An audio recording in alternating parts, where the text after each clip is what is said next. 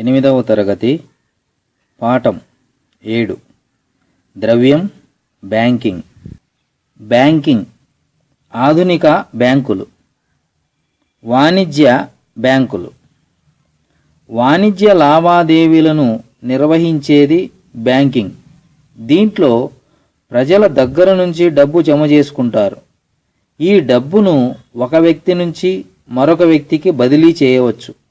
వ్యాపారవేత్తలు, పారిశ్రామికవేత్తలు, రైతులు, వ్యక్తులకు బ్యాంకులు అప్పులు కూడా ఇస్తాయి. ఇటువంటి బ్యాంకును వాణిజ్య బ్యాంకులు అంటారు. ఈ రెండు రకాల అంశాలను పరిశీలిద్దాం. 1. డబ్బు జమ. ప్రజలు బ్యాంకులలో దాచుకునే డబ్బును జమ అంటారు. బ్యాంకులో డబ్బు జమ చేయటంలో అనేక విధానాలు ఉన్నాయి. వీటిల్లో కొన్నింటిని గురించి ఇక్కడ తెలుసుకుందాం. పొదుపు ఖాతాలు జమలు. గీత తన జీతంలోంచి 5,000 రూపాయలు పొదుపు చేసింది. ఆ మొత్తాన్ని భద్రంగా దాచాలనుకుంది.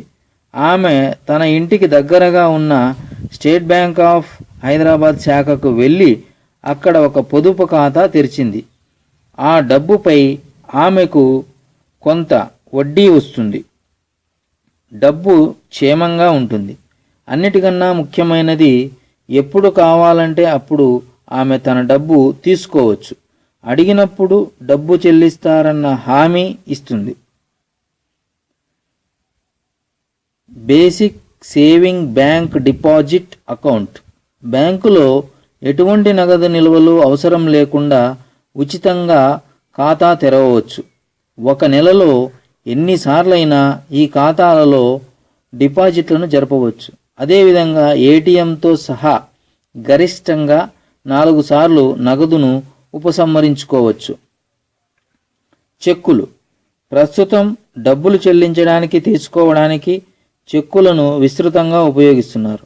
ఎవరికైనా డబ్బులు ఇవ్వాలంటే ఆ వ్యక్తి పేరుతో చెక్కు ఇస్తారు. వేరే ఊర్లో ఉన్న వ్యక్తికి డబ్బు పంపించాలంటే ఆమె పేరు మీద చెక్కు రాసి దానిని పోస్టులో పంపించవచ్చు.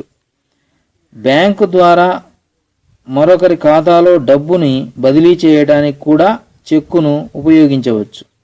వ్యాపారాలలో డబ్బును తీసుకోవడం, చెల్లించడానికి సంబంధించి అనేక లావాదేవీలు ఉంటాయి.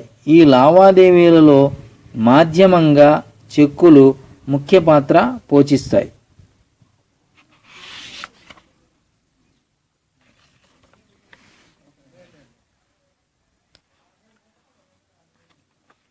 Green card.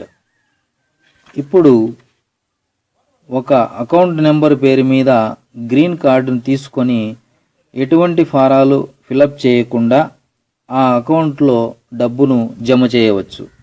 దీన్ని గ్రీన్ ఛానల్ ద్వారా డబ్బు జమ చేయవచ్చు. కరెంటు ఖాతా జమలు. చాలామంది వ్యాపారవేత్తలు, దుకాణదారులు, కంపెనీలకు రోజువారీ ఆదాయం, ఖర్చులు పెద్ద మొత్తంలో ఉంటాయి. సరుకులు కొనడం, వేతనాలు చెల్లించడం వంటి వాటి కోసం అనేక మార్లు బ్యాంకు నుంచి డబ్బు తీసుకోవలసి ఉంటుంది. అదేవిధంగా పెద్ద పెద్ద వ్యాపార సంస్థలకు తమ సరుకులు, సేవలు కొనుగోలు చేసే వాళ్ళ నుంచి రోజు డబ్బులు వస్తాయి. తమకు వివిధ వస్తువులు సరఫరా చేసిన వాళ్లకు, పనులు చేసిన వాళ్లకు చెల్లింపులు చేయాల్సి ఉంటుంది. ఈ రకమైన డబ్బు అవసరాలకు బ్యాంకులు కరెంటు ఖాతా అనే ప్రత్యేక ఖాతాలను కలిగి ఉంటాయి. కరెంటు ఖాతా నుంచి ఎన్నిసార్లైనా డబ్బులు తీసుకోవచ్చు, జమ చేయవచ్చు. వీటిపై పరిమితి ఏమీ లేదు. చెక్కు ద్వారా లావాదేవీలు చేపట్టవచ్చు. కాబట్టి పెద్ద మొత్తంలో నగదుతో వ్యవహరించాల్సిన ప్రమాదం ఉండదు. అయితే కరెంటు ఖాతాలో ఉన్న మొత్తంపై బ్యాంకు ఎటువంటి వడ్డీ చెల్లించదు. అదనంగా సేవా రుసుము వసూలు చేస్తుంది. బ్యాంకు వ్యవస్థ ఎలా పనిచేస్తుంది? ఒక బ్యాంకు ఖాతాలో జమ చేసిన చెక్కు ద్వారా ఇంకొక ఖాతాలోకి డబ్బు బదిలీ చేయవచ్చు. బ్యాంకింగ్ వ్యవస్థ నిర్వహించే ఈ విధానం వల్ల బ్యాంకులో చేసిన జమ డబ్బులాగా పనిచేస్తుంది. అంటే బ్యాంకు జమలు డబ్బుతో సమానం. అనేక పట్టణాలు, నగరాల్లో అన్ని బ్యాంకుల ప్రతినిధులు ప్రతిరోజు సమావేశమై ఆ రోజు ప్రతి బ్యాంకుకి ఇతర బ్యాంకుల నుంచి రావాల్సిన మొత్తాలను, అలాగే ఇతర బ్యాంకులకు చెల్లించాల్సిన మొత్తాలను నిర్ధారించుకుంటారు. సరిచూసిన చెక్కులు ఒకరికొకరు మార్చుకుంటారు. ఒక బ్యాంకు క్లియరింగ్ బ్యాంకుగా పనిచేస్తుంది.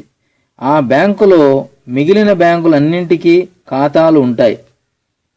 బ్యాంకుల వసూళ్లు, చెల్లింపులకు ఈ క్లియరింగ్ బ్యాంకు నిర్వహిస్తుంది. కొత్త విధానంలో అన్ని బ్యాంకులు, వాటి అన్ని శాఖలు కంప్యూటర్ల ద్వారా అనుసంధానమై ఉన్నాయి.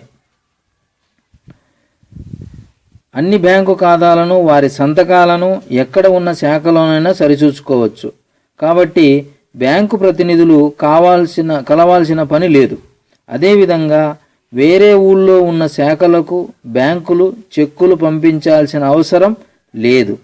ఒక బ్యాంకు మరొక బ్యాంకు మధ్య లావాదేవీలను అనుసంధానం చేయబడిన కంప్యూటర్ల ద్వారా నిర్వహిస్తారు. దీనివల్ల పనులు చాలా తేలికగానే కాకుండా చాలా తొందరగా కూడా పూర్తవుతాయి. Internet banking. ప్రస్తుతం కంప్యూటర్లు, ఇంటర్నెట్లను అంతటా వాడుతున్నారు. అనేక బ్యాంకులలో ఉద్యోగులు యంత్రాలు నిర్వహించే టెల్లర్ కౌంటర్ల స్థానాన్ని ఆటోమేటెడ్ టెల్లర్ మెషిన్లు, ఏటీఎంలు తీసుకుంటున్నాయి. బ్యాంకింగ్ కార్యకలాపాలను ఇంటర్నెట్ ఉన్న కంప్యూటర్లతోనూ ఎలక్ట్రానిక్ ప్రసారాల మాధ్యాలతోనూ నిర్వహిస్తున్నారు.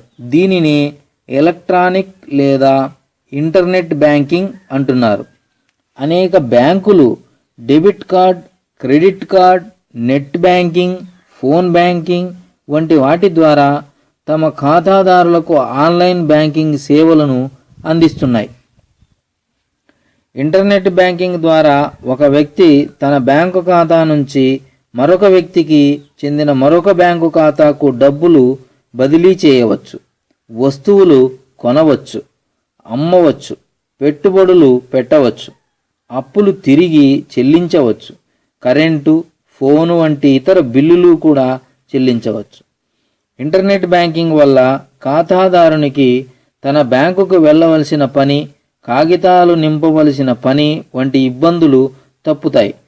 ఒక క్లిక్ ద్వారా ఎవరైనా వారి డబ్బును బదిలీ చేయడం, బిల్లులు చెల్లించడం లాంటివి సులభంగా చేయవచ్చు. పని ఎక్కువగా ఉన్నవారు ఇంటర్నెట్ బ్యాంకుకు ప్రాధాన్యత ఇస్తారు. ఫిక్స్డ్ డిపాజిట్లు. ఫిక్స్డ్ డిపాజిట్ లేదా టర్మ్ డిపాజిట్ అన్నదానిని అది వేసిన కాలంలోపు డబ్బు తీసుకోవడానికి లేదు.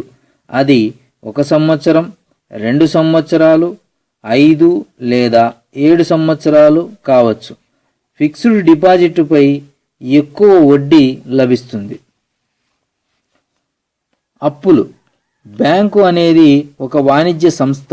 డబ్బులు జమ చేసిన వారికి అది వడ్డీ ఇవ్వాలి, ఉద్యోగస్తులకు జీతాలు ఇవ్వాలి, పరికరాలు కొని నిర్వహించాలి, అద్దెలు చెల్లించాలి, బ్యాంకు నడపడానికి అయ్యే ఇతర ఖర్చులు భరించాలి, అంతిమంగా లాభాలు సంపాదించాలి. మరి దానికి ఆదాయం ఎలా వస్తుంది? బ్యాంకులు ప్రజలకు అప్పులు ఇస్తాయి. ఈ అప్పులను వాళ్ళు వడ్డీతో తిరిగి చెల్లిస్తారు. బ్యాంకులు ప్రభుత్వానికి కూడా అప్పులిచ్చి కొంత వడ్డీ పొందుతాయి. బ్యాంకులు ఇచ్చిన అప్పుపై వచ్చే వడ్డీ వాటి ఆదాయం అవుతుంది.